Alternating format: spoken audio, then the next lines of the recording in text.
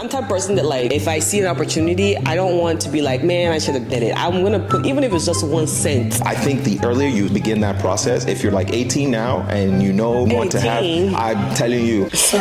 Okay, maybe I didn't do that. My opinion is just operating as one unit. It's a joint effort, and each person has the role to play. Like to your, you know, what's the word? Exposure to your. I don't know what you're trying to say. Like disposal. Anyways. You spend your money in a way that provides you happiness, not as a way to show off to other people. So just keep that in mind.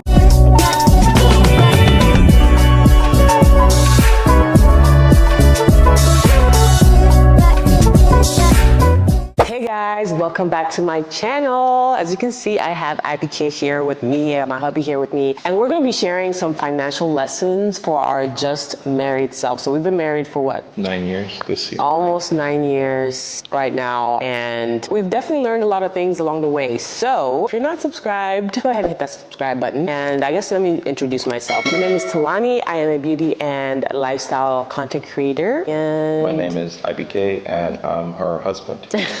Okay, but also, what else are you? Like, what do you do? I am engineering consultant, real estate broker, investor, ///. Yes, we all financial educator. Multi-hyphenates over here. So I wanted to share that we now have a community called the Finance Hub. I'll have all the links and all of the information about our community down below. But I quickly wanted to touch on it right now because I feel like this topic that we're going to talk about is literally what we talk about in our community all the time. But yeah, it's a Finance Hub. It's a community for people who are interested in improving their financial literacy, interested in, you know, getting some mentorship and guidance when it comes to investing, real estate, all of that stuff from not only us, but also other members of the community, because we have some amazing members in the community. We have business owners, we have doctors, lawyers, pretty much every facet of life. Yeah, we have events. You want to share a little bit about? Yeah, we've done an overview of real estate, how to analyze investment transactions in real estate, tax mitigation, Tax liability mitigation with actually a wealth planner from a financial firm in Boston, Massachusetts. Jesus Christ, in Boston. And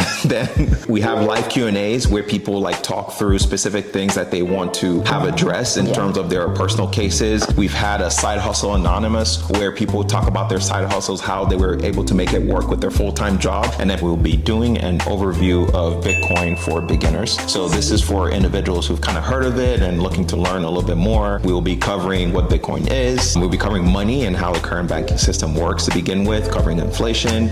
And then we would dive into the use cases of Bitcoin, roles that it's played in our society right now, how people are using it, and then future developments of Bitcoin technology into the future. Now, this is going to be a very vast topic, and we're split into 2 parts. All right, so hope you join our community Finance Hub. Again, I'll have all the information down in the description box, but let's get into today's video. All right, so this first one is like, I don't know why, but I feel like it falls into that controversial topic of like 50-50, you know, people for it, people are against it, but the lesson I would share on this topic is just you are a unit, you are one unit, right? And just kind of like operating as a unit, I feel like has helped us along the way. However you want to, I guess, define that. Some people, the 50-50 method works. Some people say 100-100. Honestly, the whole thing is very, I don't know, it's very nuanced and people have their own specific like takes on it. But my opinion is just operating as one unit. You know, when it comes to decisions, I feel like communicating with each other, making a decision as a unit, as opposed to just relying on one person to make the decision.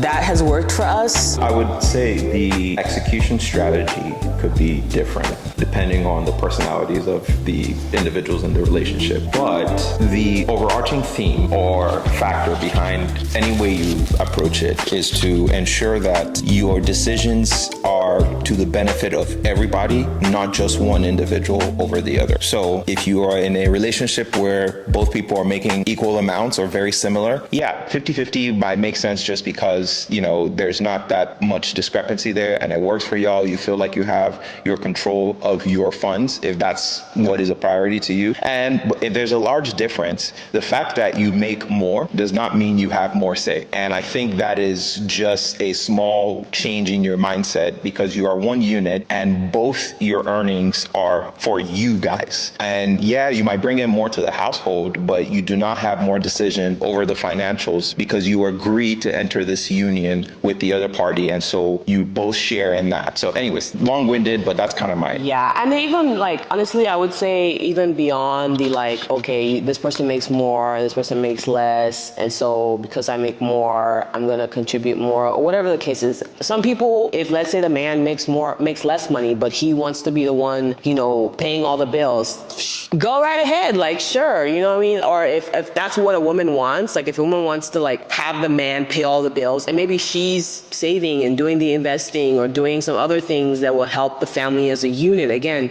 I think the main point is just like doing however you want to do your 50-50 or your 100 or your 0, whatever, however you want to do it. But at the end of the day, just like remembering that y'all are one team, right? And even in every team, people have their own responsibilities, they have their own roles. So you can split it up however you want, but just coming back to that idea of like, this is like, we're one unit, we're one team. I think that's more important than like how you want to do it, if that makes sense. When it comes to, working as a unit, a thing I think that can hurt you as a unit is if you feel like, okay, for example, let me give you a concrete example. Let's say you want to buy a house, right? And you have that mentality of like, oh, my money is my money, and then his money is our money, and like he can only afford, or the money that he's willing to put up can only buy you a certain type of house that maybe you can do better than that, right? Like, would you at that point be like, you know what, he got this is what he can afford, so I'm gonna live in this house that maybe I don't really like? Or would you be like, oh, I'm willing to put, maybe an extra 30% from my own side so that we can get the nicer house or the bigger property that we will both enjoy? Like in those situations, I just always wonder, like, what would those people that have that mentality of like, I'm not putting in, as a woman, or as a man, I don't know, I'm not putting anything into, this relationship because it's all mine. Like, are you gonna really like limit yourself in that situation, or what happens? And if you are someone who has that kind of, I would honestly like to know like what you would do in that situation. Would you just be like, yes, I'm gonna sacrifice and do this like smaller unit, or am I going to contribute and get what will benefit both of us? I'm curious about that. I also think, now you've opened up this can, I think that part of it comes to, do both of you prioritize the same thing? So for example, if I was the lady in that situation and that was my mentality, and I didn't really care where I live because I prefer to travel and be outside, then I wouldn't care. I'd be like, yeah, get whatever you can get. I'm still gonna spend my money to travel and take my trips and do also like... Yeah, and then again, if both of y'all are cool with it, not just the man, if both of y'all are cool with it, then kudos to you. At the end of the day, I guess it's two things. It's not only like thinking of yourself as a unit, but also just like whatever y'all are comfortable with, as long as again, both of y'all are on the same page, I don't see an issue. Now, I think the issue comes in when somebody who thinks one way gets married to somebody who thinks another way, and then that's when you have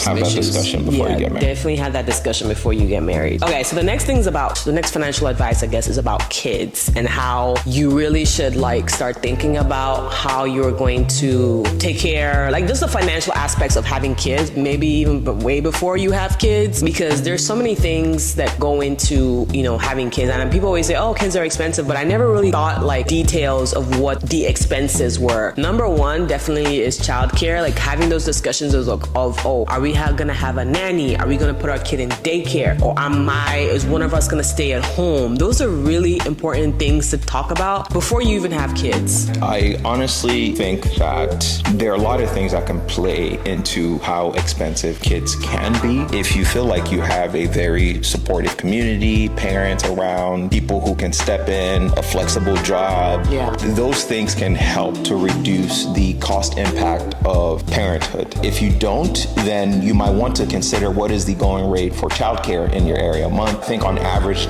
now in the US, it's about $25,000 a year. And so you want to start thinking through that and factor that into your budget. Is this feasible?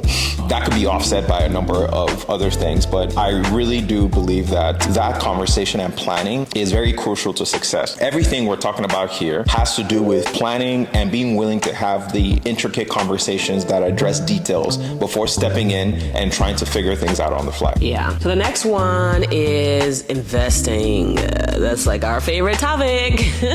So one thing that I would share as financial advice to like the newly It's not financial advice, so Sorry, not financial advice, because we're not financial advice here. As educational material. Yes. How about just advice in general? I would say having investments or investing be like a line item in your like month-to-month budget, month-to-month financial planning, and just making it a must-do as opposed to a nice-to-have. Exactly. Because, and again, I think everybody knows, like with investing, the earlier you start, the better, right? And now as a newly married person, again, I mean, this might go back to the 50-50, but technically you have more income as a whole to now start investing and really like setting yourself up or setting your family up for, generational wealth and just like taking advantage of compounding interest and all that kind of stuff. So I think one of the things that will help you prioritize is if you budget, which I suggest everyone should, the same way you don't skip out on groceries or you don't skip out on eating, you have a line item for food. You have a line item for your rent or your mortgage. You have a line item for your utilities. You should also have a line item for your investments, because more than all the other things I just described, this is the foundation for how you're going to set yourself and hopefully your future generations up, your ability to take care of your kids in the future, send them and give them the experiences that you hope and aspire to provide to them. This is the foundation for that. So right when you start, and actually, if possible, you can even start planning for your kids before you get married. If you already know, before you have kids, if you already know, I want to have kids at some point in my life, you don't want to wait till you actually get married because you don't know when that's going to be. You can start planning for them, putting away investments for them, or at least have your investment strategy include them. If you know the number, that actually makes it more granular, and start that process as early as possible, because the earlier you start, the higher the likelihood of success. Now, discipline comes in and making sure that you don't tap into it or use it for other things other than the kids. But I think the earlier you begin that process, if you're like 18 now and you know you want to have, I'm telling you, okay, maybe I didn't do that. I would say maybe like 24, 24. At least let them be in their 20s, mid-20s. I'll say mid-20s is when you probably should start thinking about. Okay, maybe I push it to the extreme a little. Dang, 18, bro? Like, were you really thinking about that? About your children at 18? Come on, bro. Okay, I think this is actually a good lead to the next. This is a good lead. This nigga said 18. So I think it's a good segue to the next point of like, I personally think that somebody in a relationship who has the strength of, being really good with finances, being really good with their money, maybe identify who that person is in the relationship and have that person kind of take lead when it comes to educating yourself with personal finance, with investing, with all the things that have to do with money. Because one thing that I think we've learned over time in this space is like, there is so much to learn about finances. Like, it's not, I don't know how I thought about it before, but there's always like things changing. There's always opportunities coming up to make money, to invest and things like that. And I think it's really helpful if one person is like kind of like the lead in that sense. And it doesn't have to be the man, it doesn't have to be the woman. I think it should be whoever just innately is good with that topic, whether it's handling their own personal finances or they're just interested in finance, interested in investing as a whole. And it has discipline. Yes, and it has discipline. That is crucial. And then the fact of the matter is, even if both of you don't feel comfortable or don't feel confident in that ability, you also have the ability to outsource to wealth management firms. But somebody should take the lead in, getting that help. That is exactly. Having a financial advisor, having a CPA, having a wealth manager, or whatever the case is. But I think it's helpful if somebody is responsible for that. And it doesn't mean that the other person is just dilly out, not doing anything. But obviously the other person needs to be supporting that person. But they're, again, acting as like a support as opposed to being the lead for doing that. And I think that's something that's helped us because he is the one in this relationship that is like, I call him the CFO. He's the CFO of this relationship. Anything to do with finances is him. When he's investing, when we're coming up with like strategies and stuff like that, obviously I'm involved and I provide input. And, even initially when we first started like investing in stocks, I remember I was like, oh, I think we should invest in like Estee Lauder because obviously like in this beauty space that I'm in, I knew a lot about it. And I knew like that they were buying all these companies. And I just felt like, there was growth there, which which there was at the time. I don't know how to do it now, She'll never let me. that was a good one. And then even like, I'm gonna say with Bitcoin, I didn't know, to be very honest, I didn't know jack crap about Bitcoin, but I'm the type of person that like, if I see an opportunity, I don't want to be like, man, I should have did it. I'm gonna put, even if it's just 1 cent, I'm gonna put it in just to say I was involved. So I remember talking about Bitcoin with you and just kind of like also obviously supporting and adding, to category of things. So Sorry, I just realized something. A lot of the strategies that we've been involved in, you've provided the original idea, and then I just follow through. And because it's so funny, I can tell you this. Even when we started investing in real estate, you're the one that said, yeah, that's true. "Oh, there's this business, we should buy it. We should buy." And I was like, "Okay, sure." And then we started doing that. And then you're like, "Well, this thing is actually good. You should probably get your real estate license." I was like, "Okay, sure. I'll go get my real estate license." Same thing, like she mentioned with Estelada with Bitcoin. She was like, "We should, do this Bitcoin." And my personality is, I don't just do it just to do it. I need to know what I'm doing. So when she was saying that, I was like, okay, let me go do the research. And then you're like, oh, okay. Well, now he like way deep in it. wait. No, but I'm just realizing now that like it's a joint effort and each person has the role to play. So like she said, I'm the CFO, she's the CEO. The CEO provides vision and strategy, and then the supporting squad executes. I don't know about all that, but okay. So the next thing is communication of like future plans and sharing with your partner like your dreams when it comes to like what kind of house you want to buy, maybe how many kids that you want to have, the level of travel that you want to have. I think these are all kind of things that you should be discussing even before you're married, honestly, with your partner or boyfriend or fiance, whatever at the time, just to make sure that like y'all are both on the same page with certain things, because you might have a plan of like, oh, I want to be traveling 5 times a year, and your partner might be like, no, once every other year is what I was thinking. And so I think having those conversations that also obviously have a lot to do with finances, because you need to, if you're going to be traveling a lot, you need to budget for it, right? Or if you want to have 6 kids as opposed to 2, you gotta, that obviously involves money as well. And obviously the type of house you want to buy also involves money. So some of these things I think it's important to discuss. I will highlight something that I feel like is really important and a lot of people miss out, is the fact that you spend your money on what you derive joy and value from, not just because society says that's the cool thing to do. Some people enjoy traveling and that's what feeds their joy, and that is perfectly fine. You do not have to travel if you don't enjoy it, but you feel like that's the way to show like, spend the money. If you don't like going out to restaurants to eat and you prefer a home cooked meal then you do not have to do that. You spend your money in a way that provides you happiness, not as a way to show off to other people. So just keep that in mind whenever you're deciding on what you value and what your future should be like. All right, guys, that pretty much wraps up everything we wanted to share in terms of lessons, financial lessons that we've learned over the years. Don't forget, we do have a community called the Finance Hub where we talk about topics like this all the time. We have events, we have communities, we have Q&A discussions where he's answering questions about real estate investing, about Bitcoin, personal finance, everything related to money. And then there's also the opportunity to just ask questions literally at any time through the community chats. And then we have a couple of events coming up. You want to talk about them? Yeah, sure. We have coming up on the 22nd of June, we will be doing a Bitcoin overview for beginners. And so this is just going to cover the basics of Bitcoin, what it means, how it's used right now, technological developments, and the future of Bitcoin development. Now, this is going to be split into a 2-part series because it's a very vast topic and very long. So we're going to be doing the first part on the 22nd of June and hope to see you there. Yes. And this is actually a free event, so you don't necessarily have to be a member to participate in the event, but hopefully you join.